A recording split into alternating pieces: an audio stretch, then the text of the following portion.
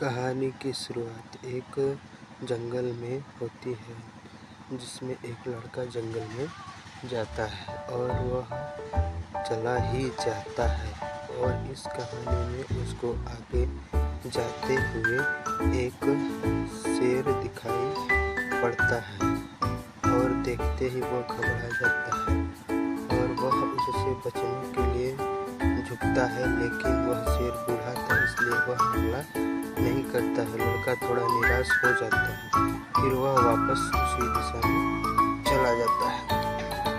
वापस जाने के बाद वह बहुत सारे जानवरों को देखता है, जिसमें हाथी और शेर और बाघ दिखाई देते हैं।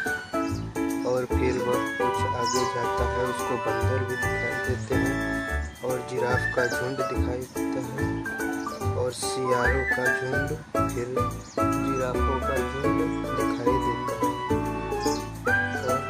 और आगे जाता है।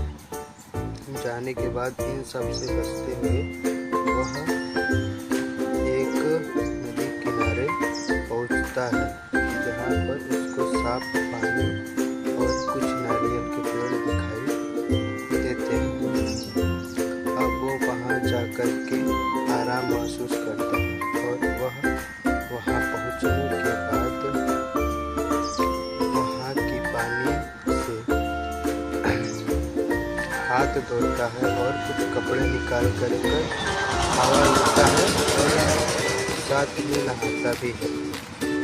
और नहाने के बाद वह अपने आप को तरोताज़ा महसूस करता है और इसके बाद वह फिर कपड़े को पहनता है और कपड़ा पहनने के बाद वह फिर चला जाता है। वहाँ से चलने के बाद वह रास्ते में वापस आता है और उसको रास्ते में चलते हुए एक बाघ दिखाई देता है, जो कि उस पर हमला करता है।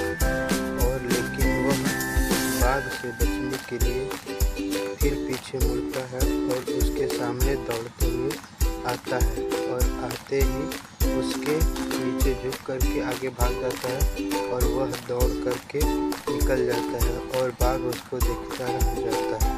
उसको निकलने के बाद वह जंगल के बाहर आ चुका था। अब वह अपने ईश्वर को धन्यवाद करता है।